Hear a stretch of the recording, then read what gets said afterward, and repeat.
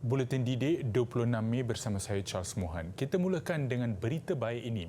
Kementerian Pendidikan KPM memaklumkan tempoh perkhidmatan guru interim lantikan 2019 dilanjutkan untuk tempoh setahun lagi. Dalam kenyataan, KPM memaklumkan lanjutan itu bagi membolehkan Suruhanjaya Perkhidmatan Pendidikan SPP menyelesaikan urusan temuduga dan lantikan tetap untuk guru-guru terbabit yang sudah memenuhi syarat ditetapkan. Menurut kenyataan itu, guru interim lantikan sebelum 2019 perlu memastikan syarat-syarat lantikan skim perkhidmatan pegawai pendidikan PPP dipenuhi.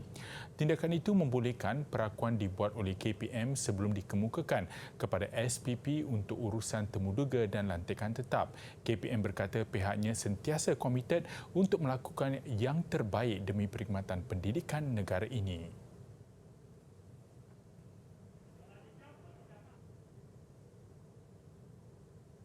Di Kangar, sekumpulan guru ada cara tersendiri bagi menzahirkan ucapan terima kasih kepada rakan sejawatan mereka. Mural "Terima kasih Cikgu" yang berinspirasikan suasana di sekolah dilukis sendiri oleh 3 orang guru sebagai buah tangan bersempena Hari Guru tahun ini. Mural pada dinding bangunan milik Majlis Perbandaran Kangar MPK itu adalah projek dengan kerjasama Guru Pewaris Negara GPN, Jabatan Pendidikan Negeri JPN Perlis dan pelibatan ibu bapa komuniti dan swasta PIBKS serta MPK sendiri. Ketua Panitia Pendidikan Seni Visual Perlis yang juga Guru Pendidikan Seni Visual Sekolah Menengah Kebangsaan Agama Perempuan Alawiyah Kangar, Khairil Azmir Ahmad berkata, mural itu dihasilkan secara bersama dengan 2 guru lain. Ia dilakukan pada sebelah petang bermula jam 6 hingga 2 pagi setiap hari.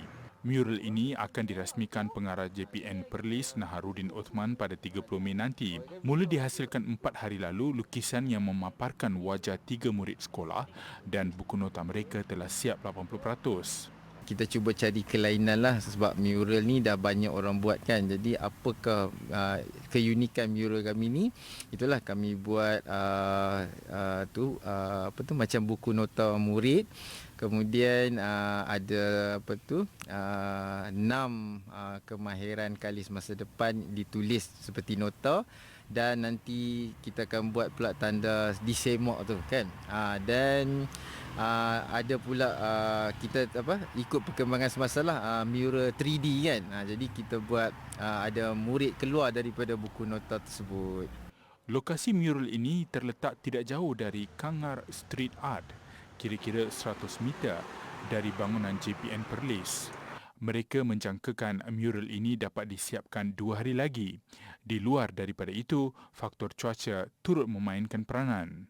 Setiap satu tu kita dah buat campur siap-siap lah. Jadi tak hanya tone sahaja. Yang macam kita tengok dekat situ, hanya yang lain tak ada, yang lain kita guna warna yang basic saja. Mudah. Besar harapan mereka agar ramai pihak terutama pengunjung di Bandar Kangar untuk singgah dan bergambar di situ. Dengan menggunakan tanda pagar "Terima kasih Cikgu" dan 0-9 Sengkang Educators, diharap ia menjadi platform kepada masyarakat dalam menzahirkan tanda ingatan kepada insan yang bergelar guru. Peluang untuk bersembang secara dekat dengan Menteri Kanan Pendidikan. Murid berusia dari 7 hingga 17 tahun yang berminat untuk menemui Datuk Dr. Razi Jidin boleh berbuat demikian dengan menyertai Majlis Jalinan Mesra dan Hari Terbuka KPM hujung minggu ini.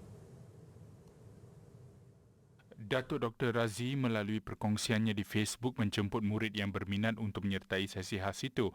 Ahad ini bermula jam 10 pagi hingga 12.30 hari. Lokasi pertama ialah di Pejabat Menteri Kanan Pendidikan Blok E8 Putrajaya. Murid yang berminat boleh turut serta dengan mengemukakan butiran diri.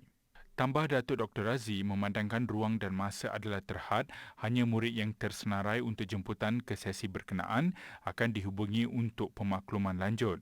Selain itu, jika ada yang ingin mendapatkan informasi mengenai bahagian-bahagian di KPM, boleh berkunjung pada majlis ini kerana pelbagai pameran menarik menanti anda. Bagaimanapun, pengunjung dinasihatkan untuk mematuhi SOP terkini fasa peralihan ke endemik.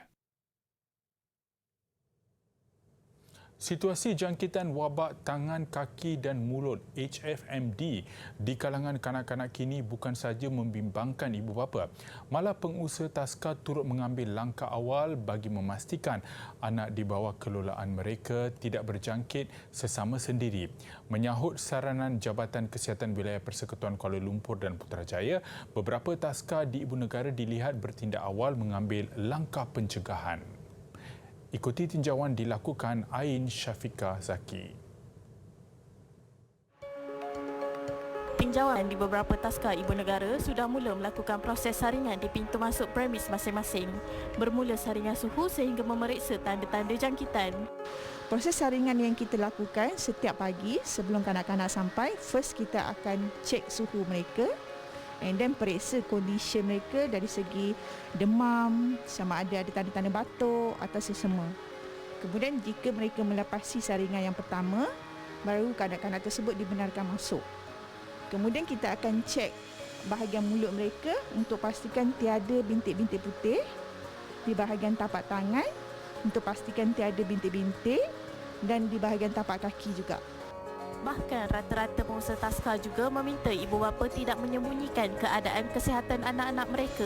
Ia bukan sahaja dibebangi akan menular kepada kanak-kanak lain, namun boleh mengakibatkan taska ditutup sekaligus menjejaskan ibu bapa yang menghantar anak mereka. Sekiranya kita datang dah dapat lihat tanda-tanda tu, so kita masuk ke bilik isolasi, kemudian kita akan kontak parent dia lah untuk dia ambil anak dia untuk rehatkan di rumah lah ataupun dapatkan rawatan lah. Bahkan sebagai langkah pencegahan tambahan, kerja pembersihan dan sanitasi taska juga kerap dilakukan. Selain memastikan kanak-kanak tidak berkongsi peralatan mandian, makanan dan minuman. Kami mengamalkan pembersihan alat-alat makanan. Maksudnya kita tidak berkongsi sudu, garpu, pinggan makan.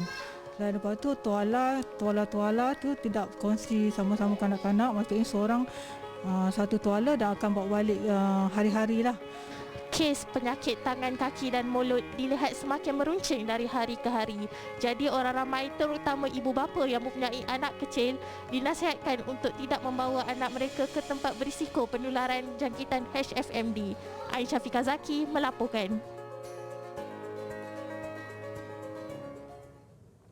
Dalam perkembangan berkaitan kes HFMD yang melonjak di Kelantan menyebabkan sehingga kini sebanyak 17 taska dan pusat jagaan kanak-kanak ditutup. Exco Kerajaan Tempatan Perumahan dan Kesihatan Negeri Dr. Izani Husin berkata semua taska dan pusat jagaan kanak-kanak yang terbabit adalah di daerah Kota Baru dan Tumpat. Kebanyakannya membabitkan kanak-kanak berusia 5 tahun dan ke bawah. Solusinya, anak-anak yang kena penyakit ini perlu dikuarantin. Bahasanya, kuarantin dalam apostrophe maknanya kita tak boleh hantar dia pergi ke taski. Kita tak boleh hantar pergi ke mana-mana tempat penjagaan kanak-kanak. Kerana bila pergi, dia akan cepat jangkit. Hari ini, kes daripada tahun lepas, banding hari ini tak tahu nak kali berapa ribu beratus. Terlalu tinggi. Berapa hari ini 3,000 dah. Kes. Total 4,000 kes dah hari ini, kes HFMD di Kelantan. Dan kita telah tutup lebih kurang 17 taska ataupun tempat penjagaan kanak-kanak kita tutup. Kenapa tutup? Kerana kita tidak mahu perebakkan ini. Tambah beliau, keputusan menutup taska dibuat meskipun hanya terdapat satu kes HFMD dilaporkan. Langkah itu bagi mengelakkan kes merebak kepada kanak-kanak lain. Sehubungan itu, beliau menasihatkan ibu bapa atau penjaga yang mendapati anak-anak mempunyai gejala segera mendapatkan rawatan di klinik atau hospital.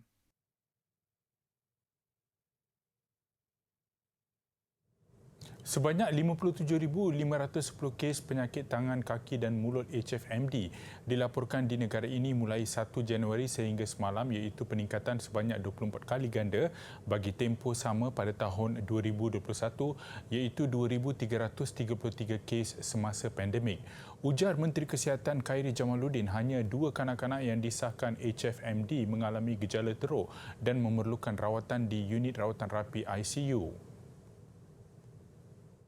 Kedua-dua kes ini positif virus enterovirus 71 dan pada 25 Mei kanak-kanak pertama telah beransur pulih dan tidak memerlukan lagi bantuan pernafasan namun masih dipantau secara precautionary di ICU. Manakala kes kedua masih lagi memerlukan bantuan pernafasan tetapi dalam keadaan stabil, kita doakan insya-Allah pulih dan sembuh sepenuhnya insya-Allah.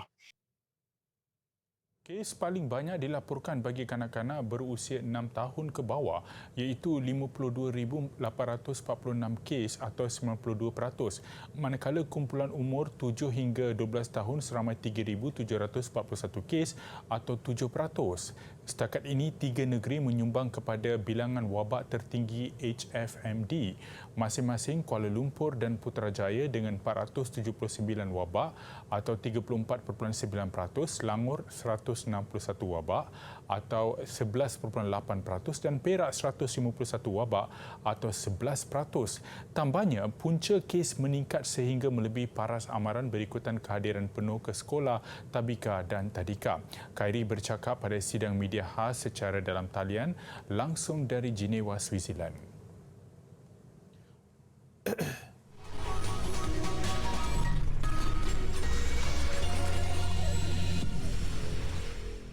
Bersua kembali, Universiti Teknologi Mara UiTM menandatangani memorandum persefahaman MOU bersama Universiti Ottawa, Kanada.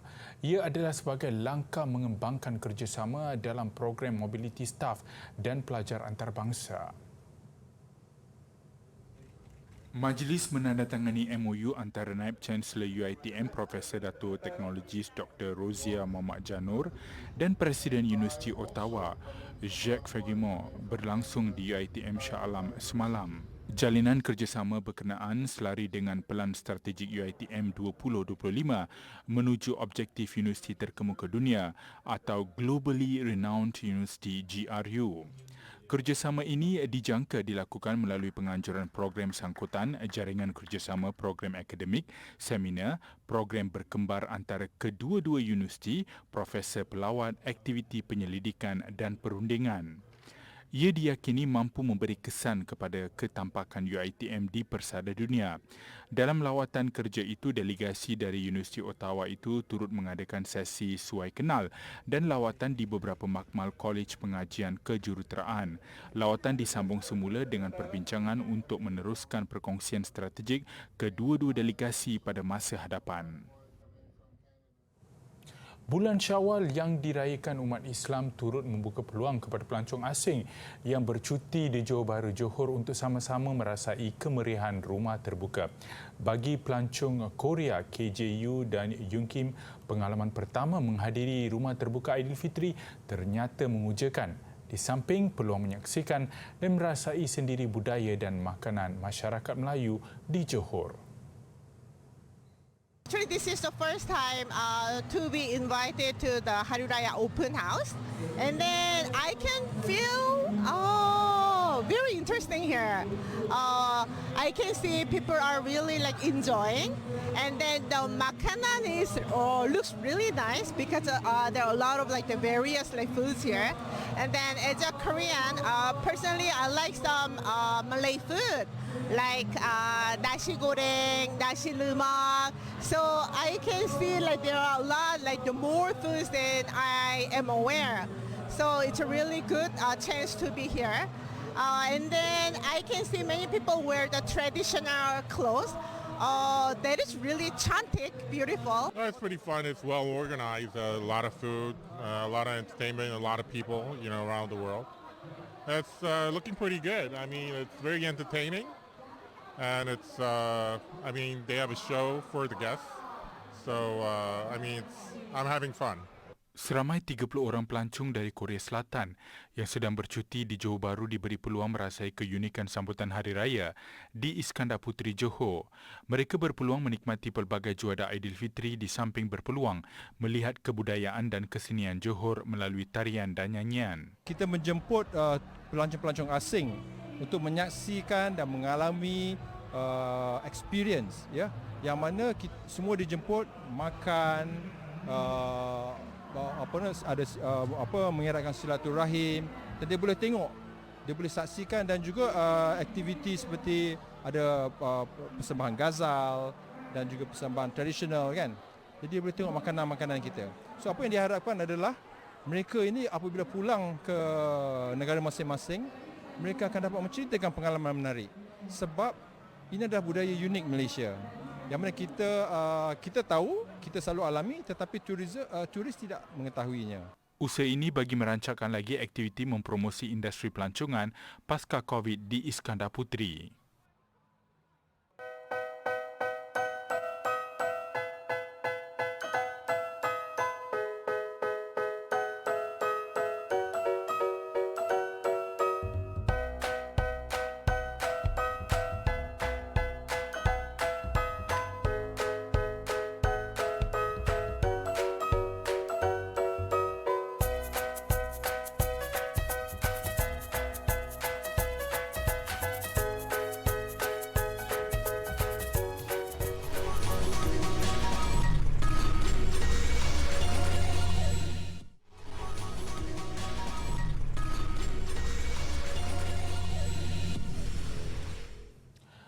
Kata pepatah, di mana ada kemauan, di situ ada jalan. Berbekalkan prinsip itu serta impian untuk memiliki anak patung sendiri ketika beliau kanak-kanak, seorang wanita orang asli di Brazil kini menjadi penjual anak patung orang asli agak ternama di negara itu. Yang lebih membanggakan, semua anak patung itu dihasilkan sendiri oleh Luakam Anambi daripada puak orang asli Anambi. Anak-anak patung itu dijual di kediamannya di Zon Utara, Rio de Janeiro. Menurut Luakam, dia mula mengimpikan untuk memiliki anak patung sendiri ketika dia berusia 8 tahun. Namun majikannya enggan membelikannya sebuah anak patung dengan alasan pada usia itu dia perlu bekerja dan bukan bermain.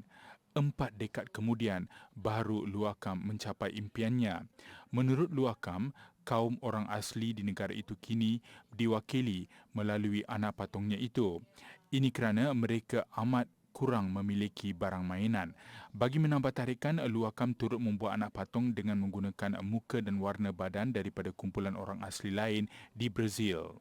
Hasilnya, sehingga kini Luakam sudah menjual lebih 5,000 buah anak patung. Sebahagian daripada keuntungannya digunakan Luakam bagi menyediakan latihan kepada wanita malang untuk mempunyai kemahiran menjahit. Sesuai perkembangan teknologi, penerbangan pergi balik dari bumi ke angkasa lebih kerap dilakukan. Terbaru, SpaceX membawa 59 satelit kecil ke angkasa menggunakan roket Falcon 9. Pelancaran dilakukan jam 2.35 pagi tadi. Ia dilakukan dari tapak pelancaran Cape Canaveral di Florida, Amerika Syarikat. Pelancaran dibuat di bawah misi Transporter 5. Mengikut laporan, semua satelit itu akan digunakan bagi tujuan komersial dan untuk kerajaan Amerika Syarikat. Semua 59 kemudahan itu kemudian berjaya diletakkan di orbit 75 minit kemudian. Ini adalah kali ke-8 roket Falcon 9 berjaya melakukan penerbangan pergi dan balik ke angkasa sejak November 2020. Alright, there we heard that call out for Max Q. Stage separation. Saya ingin berkongsi tentang salah satu aktiviti sains yang dinamakan sebagai telur makhluk asing. Okey.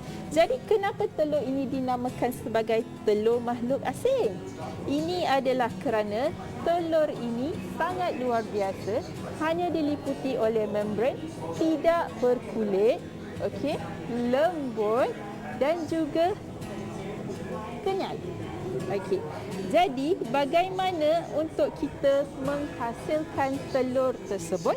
Senang sahaja, hanya rendamkan telur di dalam larutan cuka.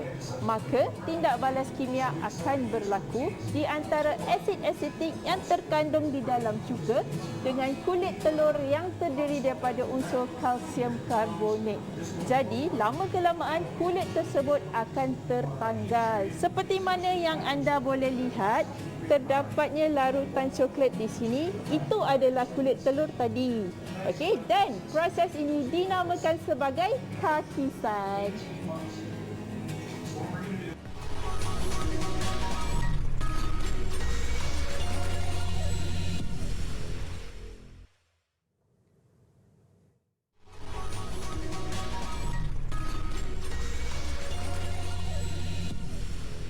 Sukan Hoki Piala Asia, Malaysia muncul juara kumpulan B selepas mencatat kemenangan ketiga berturut-turut.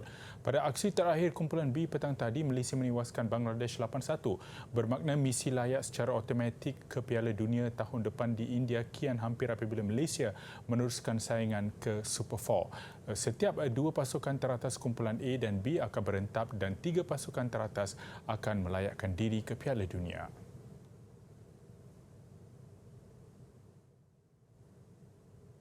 Bukan memburu kemenangan semata-mata tetapi akan menampilkan identiti dan falsafah baru yang diperhatikan dalam latihan. Itu kata-kata penuh makna Ketua Jurulatih Harimau Malaya Kim Pan Gun menjelang perlawanan persahabatan antarabangsa menentang Brunei esok. Dalam sidang media pra-perlawanan menentang Brunei hari ini, Ketua Jurulatih Kebangsaan Kim Pan Gun mengakui sudah tidak sabar untuk melihat sejauh manakah keberkesanan strategi yang diusahakannya sepanjang latihan.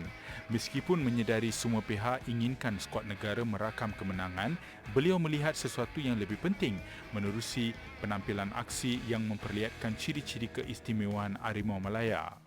For us, very important thing. We are not looking for one game to win for this moment.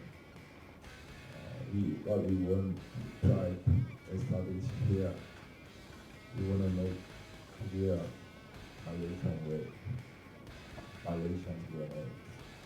So we try to make clear Malaysia national team football philosophy. So we work a lot to change our characteristics of the team, playing style. 30 pemain yang dipanggil sudah mengharungi lebih 8 sesi sejak mengikuti latihan pusat 19 Mei lalu dengan diberikan pelbagai maklumat tambahan merangkumi formasi dan taktikal.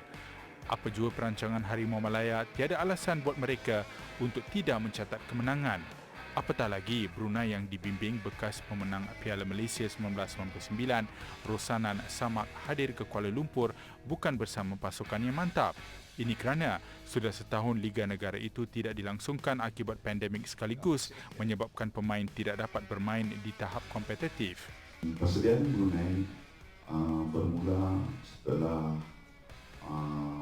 FIFA Day yang last kita bertemu dengan pasukan Laos. Seterusnya Brunei hingga sekarang untuk bertemu dengan Malaysia. Bagaimanapun, Rosanan berjanji akan memastikan anak buahnya memberi tentangan sengit menentang Malaysia di Stadium Nasional Bukit Jalil malam esok. Dan mengakhiri buletin DD malam ini, saksikan sedutan daripada filem Jurassic World Dominion. Filem diarahkan oleh Colin Trevorrow dan dijangka memasuki pawagam di Malaysia mulai 9 Jun depan. Saya Charles Mohan, salam hormat dan kita jumpa lagi. Something that was real.